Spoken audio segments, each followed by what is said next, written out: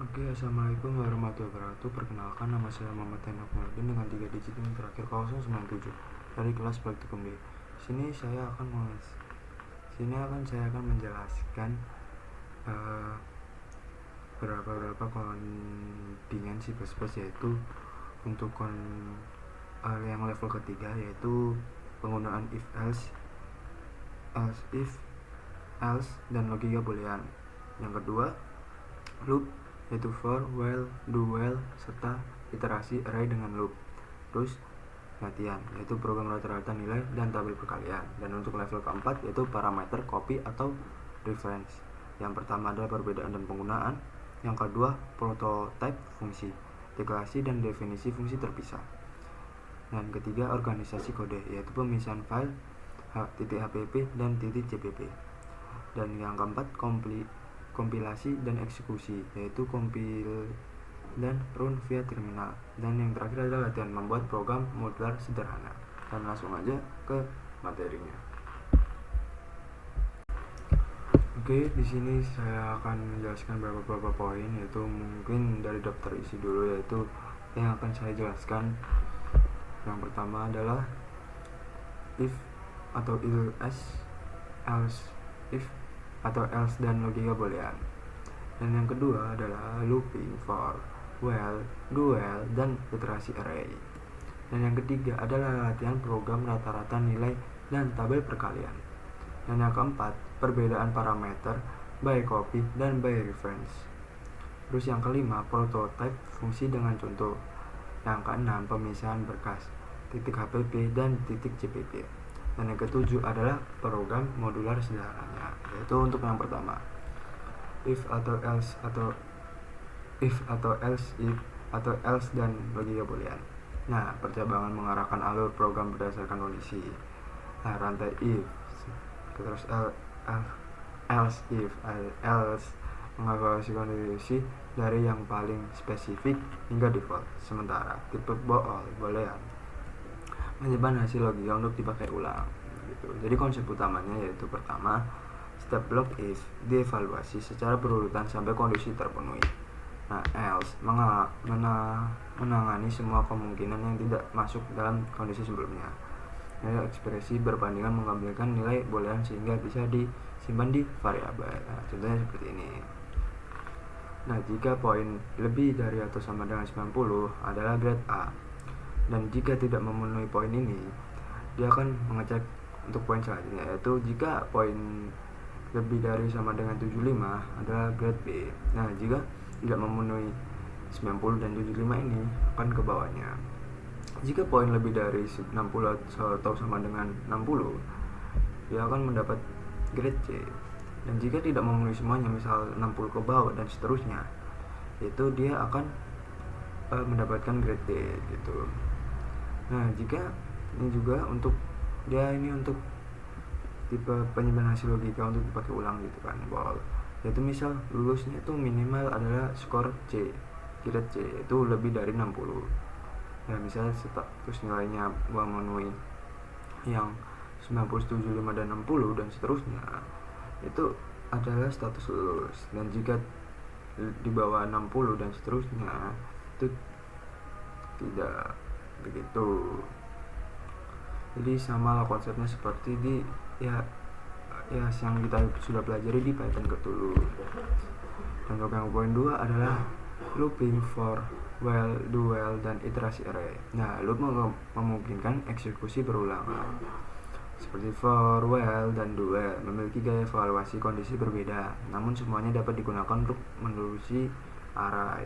Nah, konsep utamanya yaitu untuk yang pertama, for dipakai untuk saat jumlah iterasi sudah diketahui. Nah, untuk while memeriksa kondisi di awal putaran, berhenti jika kondisi salah. Dan do while menjalankan blok dulu baru memeriksa kondisi, yaitu minimal sekali jalan. Dan index array diakses konsisten di setiap jenis loop. Nah, contoh perkodingannya seperti ini. Untuk for loop, nah ini kan diketahuinya misal kurang dari 5 dia akan mengulangi terus. Jika sudah terpenuhi 5, dia bakal selesai gitu. Nah, ini untuk well untuk memperkondisi di awal putaran, berhenti jika kondisi salah. Nah, misal kondisinya 0, dia akan menerus terus hingga sampai kondisinya salah. Dan dulu ya, menjalankan blok dulu baru muncul kondisinya. Nah, ini misal 0 terus tambah terus sampai 5 begitu. Hampir sama semua, hanya penulisannya saja yang berbeda gitu. Dan untuk yang ketiga adalah latihan program rata-rata nilai dan tabel perkalian. Nah, dua latihan utama mengenalkan perhitungan rata-rata menggunakan loop tunggal dan percetakan tabel perkalian menggunakan loop bersarang. Jadi poin A adalah program rata-rata nilai. Nah, itu ada yang pertama adalah input jumlah nilai, yaitu N terlebih dahulu. Nah, kedua adalah gunakan loop untuk membaca setiap nilai dan tambahan ke total. Nah, rata-rata dihitung dengan total per N seperti itu. Jadi ini ada kok contoh perkodeannya. Untuk in, terus outnya, terus ini nanti disuruh merata-ratakan. Jadi seperti ini, double total nanti bakal muncul rata-ratanya gitu. Terus untuk tabel perkalian, yaitu pertama adalah dua loop bersarang menampilkan tabel N kali N. Loop luar menentukan faktor pertama, loop dalam mengalihkan dengan faktor kedua. Terus dipakai seperti ini supaya kolomnya rapi. Terus ini perkodingannya, tadi tampilkan tabel perkalian hingga nanti seperti ini. Terus yang keempat adalah perbedaan parameter by copy dan by reference.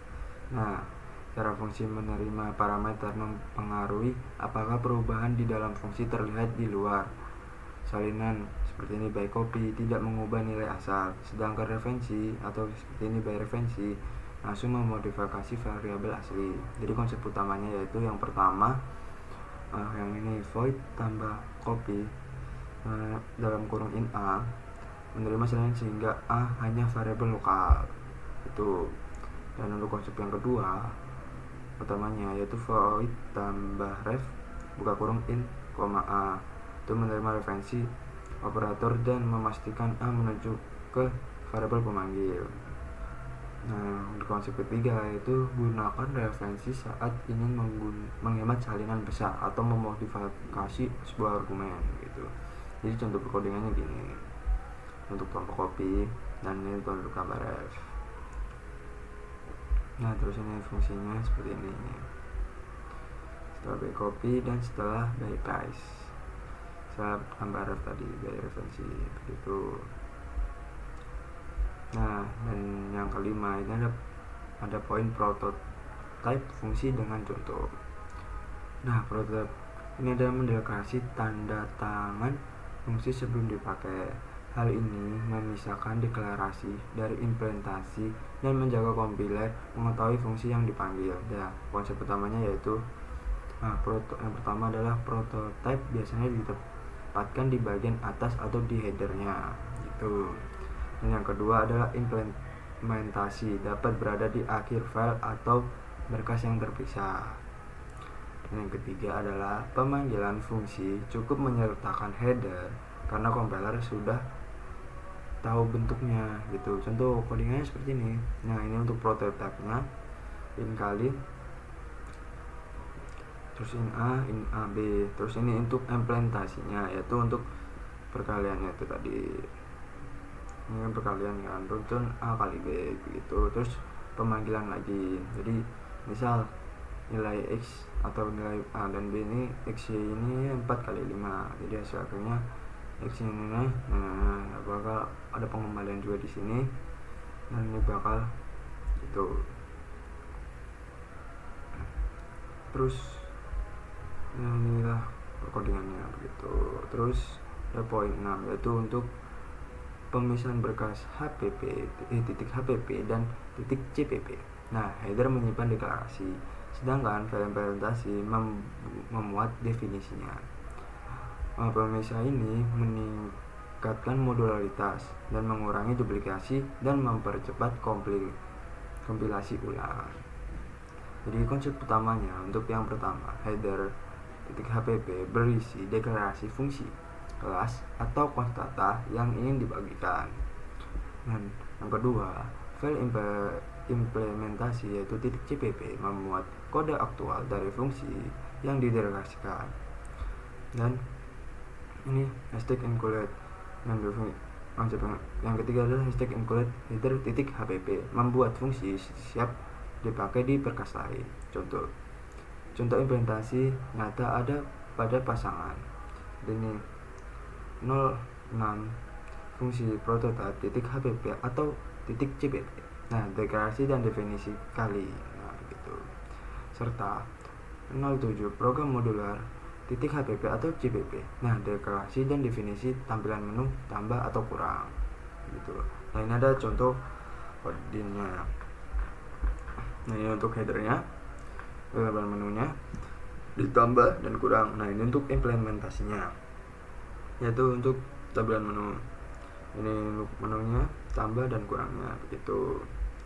Ini pengambilannya, ini untuk tambahnya, dan ini untuk recordingan kurangnya. Ini tambah plus dan ini pengurangan. Terus selanjutnya untuk poin ke-7 yaitu program modular sederhana. Jadi program kalkulator menu sederhana menunjukkan bagaimana fungsi terpisah bekerja sama dengan main untuk menghadirkan struktur modular yang mudah dikembangkan. Ya, jadi memiliki alur, yaitu untuk alur programnya yaitu yang pertama, main memanggil tampilan menu untuk menampilkan pilihan yang user ingin pilih. Yang kedua, pengguna memilih operasi dan memasukkan 2 angka. Yang ketiga, main memanggil fungsi aritmatika sesuai menu yang sudah dipilih tadi. Dan yang keempat, jika pilihan tidak ada, tampilan pesan error. Jadi misal nanti pilihannya itu memang tidak ada gitu. Terus untuk contoh kodenya seperti ini. Untuk yang pertama, fungsinya, dan untuk tampilan menunya. Terus untuk pilih menunya, terus pilih yaitu pilih masukkan angka 1 dan masukkan angka 2.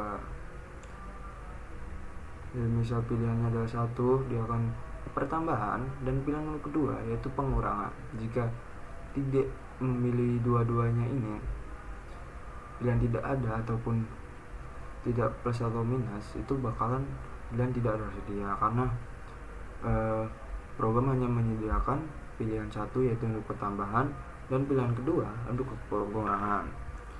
Jika user sudah memasukkan angka yang pertama dan angka yang kedua dan sudah memilih untuk pilihan berapa untuk pertambahan dan perkurangan, contoh nih, untuk kan pilih dulu, jadi misal tambah terus masuk angka yang pertama dan angka yang kedua, terus nanti program akan jalan menghitung aritmatika yang sudah dipilih oleh si user itu. Selanjutnya saya akan menjelaskan beberapa perkodean yang sudah saya bikin. Oke, selanjutnya yang seperti sudah saya jelaskan tadi, saya akan menjelaskan beberapa program yang sudah saya bikin di sini. Jadi yang pertama untuk if else, yaitu boleh, nah yang seperti tadi untuk menghitung lulus apa tidak lulusnya seorang sesuai nilainya begitu. Jadi yang pertama di sini kita jalankan aja, coba langsung aja run code-nya. Nah, mungkin yang saya jelaskan singkat dulu di sini. Ini ada fungsinya, dan di pertama untuk memasukkan nilainya. Jadi kita udah sampai di sini. Jadi yang misal kita memasukkan nilainya yaitu lebih dari ini, ada if else dan if dan else nya. Dan untuk kita memasukkan, jika kita memasukkan nilai lebih dari atau sama dengan 90, si user akan mendapatkan nilai A, dan jika sudah, dia akan masuk ke logika booleannya. Jika nilai lebih dari 60 sama dengan lulus atau tidak lulusnya begitu, jangan lulus. gitu. Coba aja langsung kita coba, misal nilai lebih dari 90 atau sama dengan 90, langsung 90. Nah, di sini program langsung memunculkan sebuah datanya, yaitu dia mendapatkan grade A dan status lulusnya yaitu ya status lulus ya gitu. Terus kita coba lagi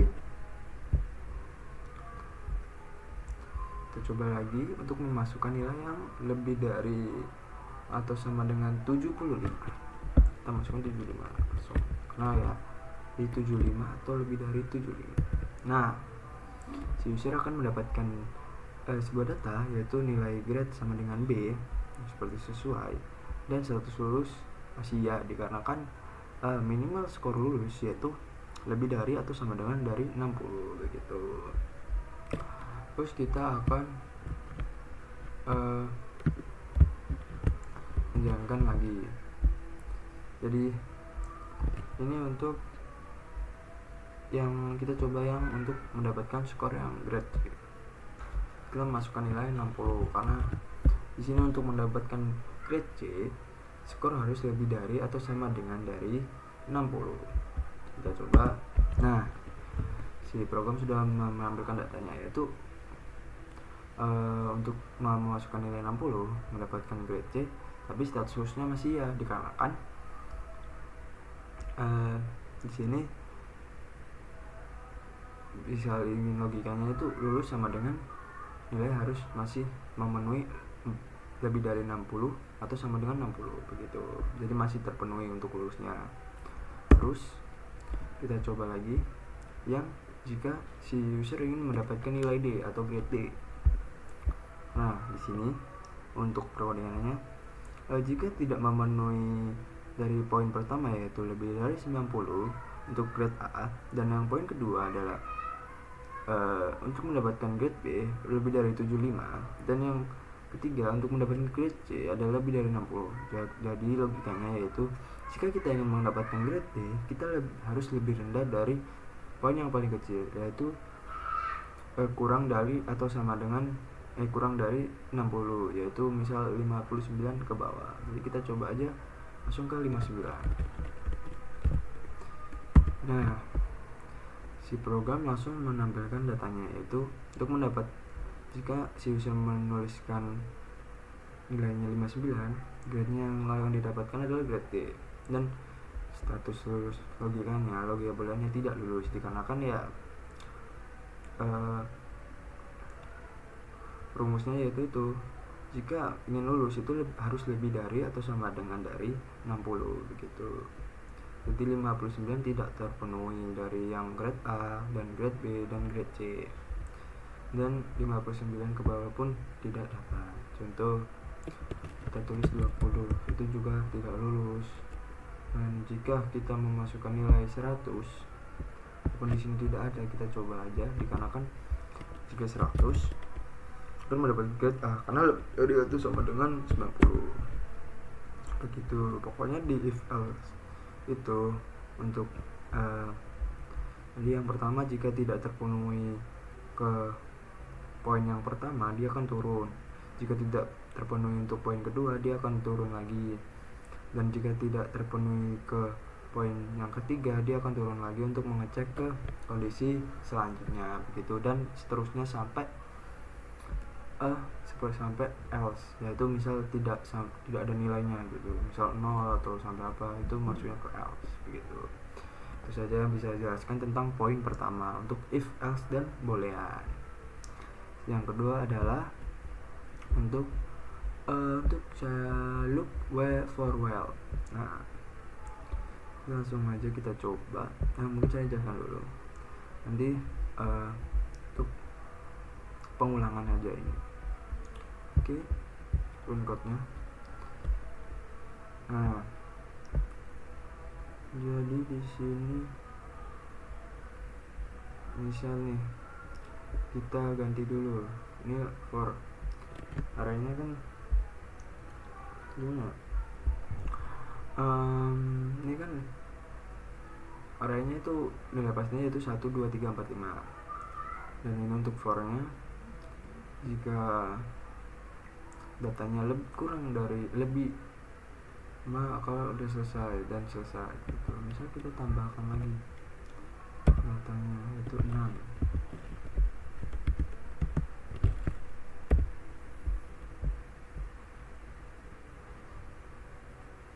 Ini kalau 6 ya. Nah, taruh itu bahkan 5 dikarenakan di fungsinya itu sampai 5 doang. Jadi kita ganti 6, dia bakal sampai 6. Oh kok enggak ya? Ya begitu deh. Aduh.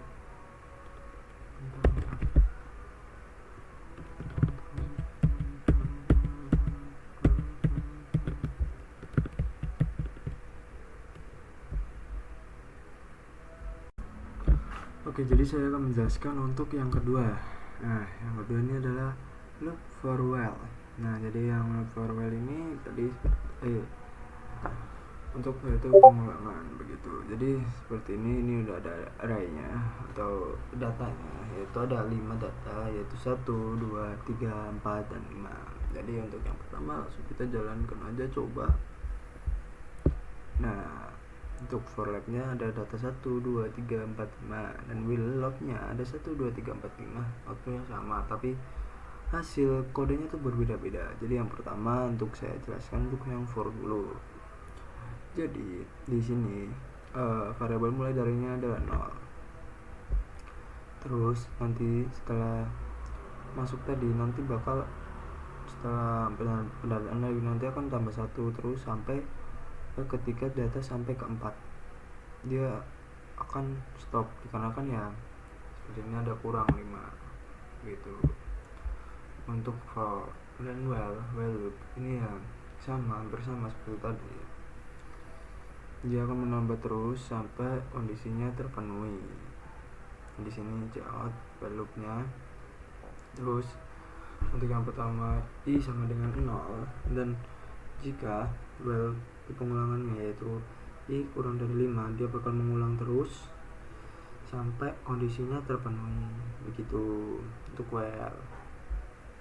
Dan dual itu ya seperti ini, misalnya interval j sama dengan 0 harus do code arj nambah terus sampai hitung terus sampai ke 5 begitu, sampai terpenuhi juga begitu. Jadi for loop, while, dan dual itu hampir sama, tapi hanya penulisannya yang berbeda dan fungsi-fungsinya yang berbeda begitu. Jadi ya ada kondisi tertentu bisa memakai for, ada kondisi tertentu untuk bisa memakai while, dan ada kondisi tertentu juga bisa untuk memakai dual, dan ya memiliki manfaat yang berbeda-beda begitu. Dan selanjutnya saya akan menjalankan program yang ketiga, yaitu latihan rata-rata. Jadi di sini kita coba jalankan aja programnya. Nah, jadi rata-rata. Jadi di sini ada nilai n, terus dia bakal memunculkan, nah ini terus disuruh masukkan, si user disuruh masukkan inputnya untuk memenuhi nilai n nya ini. Terus kita coba aja, kita nih jumlah rata-ratanya 30, nilai kesal terlalu banyak 30. Bentar, kita ulang lagi aja. Oke. Jadi kita bakal merata-ratakan untuk nilainya 10 aja. Jadi kita untuk nilai pertama kita coba 2, 4, nilai ketiganya 7, 9, 10, 8, nilai ke-7 7, nilai ke-8 9, nilai ke-9 10, dan nilai 10 ada 9. Nah, jadi di sini biasanya untuk pakai program ini untuk menilai rata-rata sebuah sebuah ya nilai rata-rata, sebuah hasil dari misal ini kan jumlah nilainya adalah 10, jadi bakal si program akan memberikan menanyakan si user nilai satu-satu dari sebuah nilainya. Misalnya nilai ke 1 adalah 2, nilai kedua ada 4, nilai ke selanjutnya berterusnya. nanti juga ada nanti bakal dimasukin satu-satu gitu. Terus nanti muncul rata-ratanya. Setelah ditambahkan semua nilainya akan dibagikan sesuai nilai yang di sini gitu. Kita coba lagi, misal kita jumlah nilainya ada 1 dan rata-ratanya misal 10, jadi dia bakal rata-ratanya 10 seperti itu. Jadi ya nilai-nilainya sesuai lah dengan begitulah, dengan rumus tuh. Ini untuk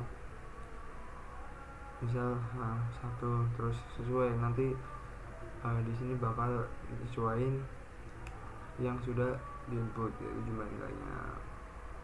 Dan terus ada nilai ke 1, nilai sesuai apa, nilai datanya. Nilai data pertama dia bakal pertama, terus jika sudah ditulis dia masuk ke program. Terus misal dia mau masukin nilai data kedua, dia bakal terus sampai memenuhi jumlah nilai yang sudah diinput si user. Kita coba lagi, kita misal masih nilai yang banyak, misal ada satu kelas itu isinya 30 anak.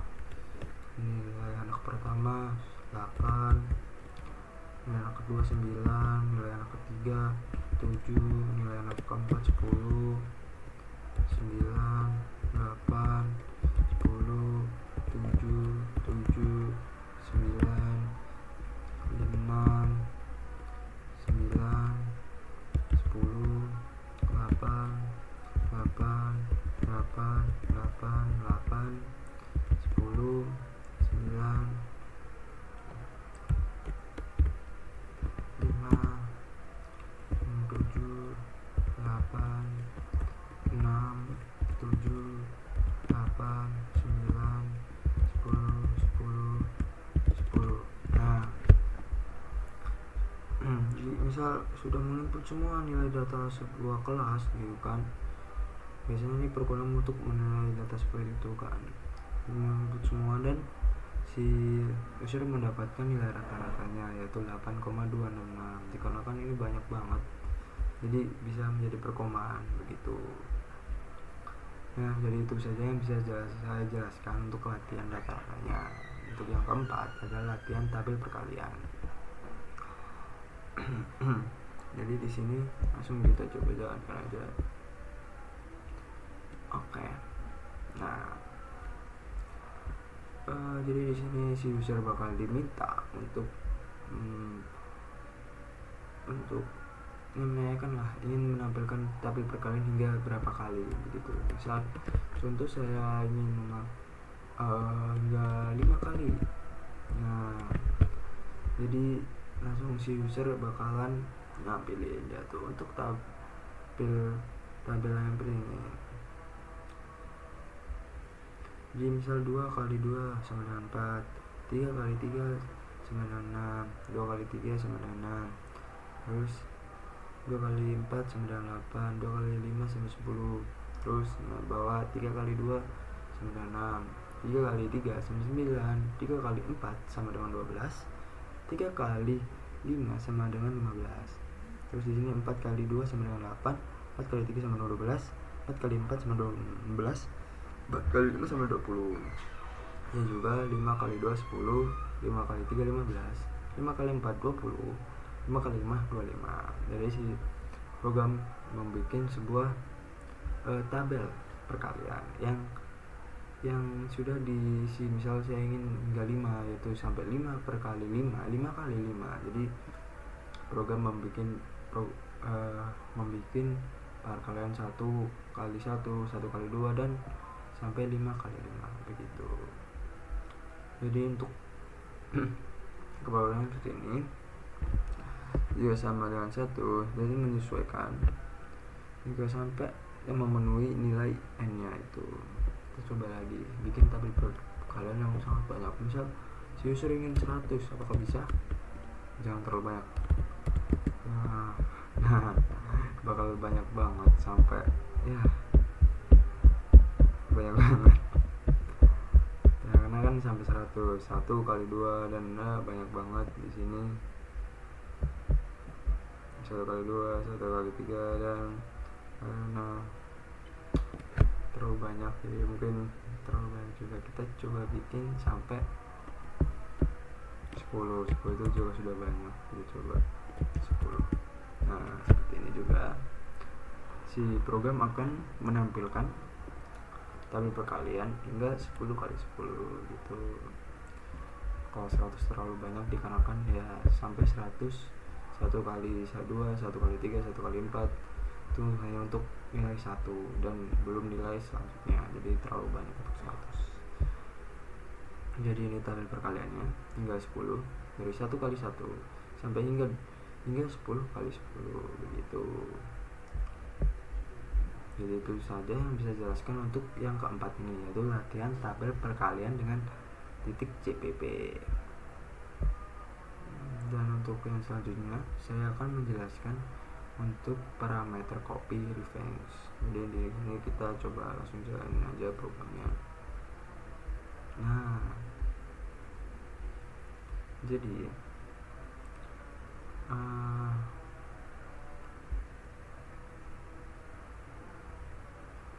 bentar.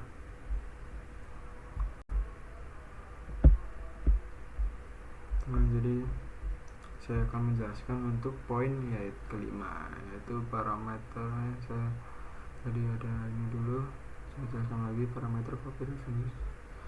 Jadi yang pertama di sini kan sudah ada bypassnya, itu misal nilai x itu 5, itu harus gimana? Nah setelah bypass by copy itu 5 dan untuk ini bypass by revenge nya ada 15, dikarenakan by revenge nya ada int dan a, jadi ditambahkan, jadi 5 tambah 10 jadi 15, jadi gitu aja sih. Dan untuk yang copy hanya in doang dan dia kasih pas by copy nya hanya ini, perkaliannya begini, jadi tidak ketambahan 5 nya begitu. Terus misal in x nya misal 10,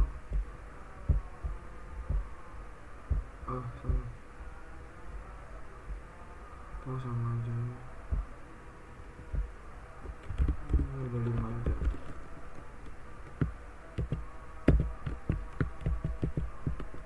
ya begitu.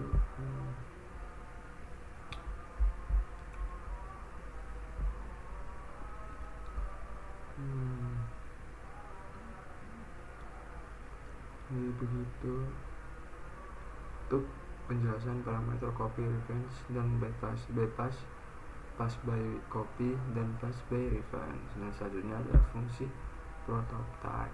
Oke, jadi ini untuk fungsinya dan ini untuk HPP nya dan ini untuk kita coba aja CPP nya. Terus untuk menjalankannya kita rungkapnya, terus kita coba tulisin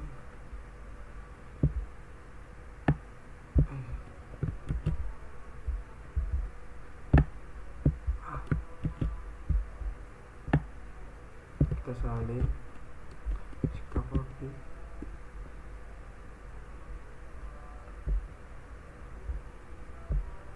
enter, hilang. Nah terus kita ke sini untuk menjalankannya. Terus nah sekali itu 42 dikarenakan nilai x dan y nya 42 gitu. Jadi di sini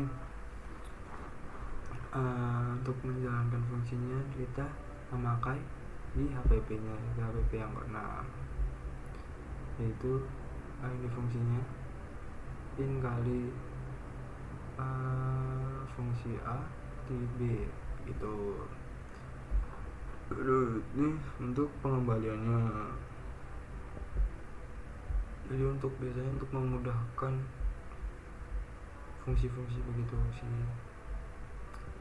jadi begitu. Jadi misal kita ganti, kita coba deh, ini kak 1000, bisa nggak ya, 100 aja deh, kita coba jalankan. Coba kita masukkan ini lagi,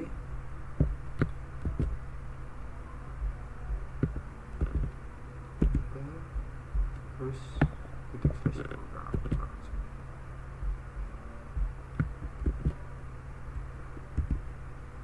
42.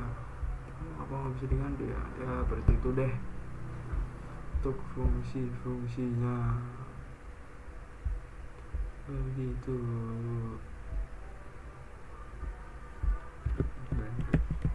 Nah, itu aja yang bisa saya jelaskan tentang HPP dan CPP. HPP untuk fungsinya, dan untuk CPP untuk penjalanannya, programnya, menjalankan fungsi beberapa fungsi itu, dan ini untuk fungsi utama CPP. Langsung silakan coba lagi di modularnya. Ini CPP nya, kita coba masukkan dalamnya.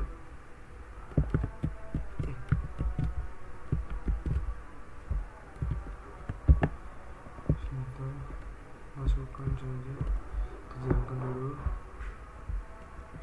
terus kita masukkan bentar lagi, terus titik slash program. Nah, terus bakal program akan jalan. Sebenarnya untuk tambah atau kurang, pertama kita tambah, masuk angka 20, angka 10, 30, hampir sama isinya, tapi menggunakan program modularnya kayak gini di memakai HPP dan CPP. Jadi mungkin hanya memberikan di HPP dan CPP nya saja, begitu.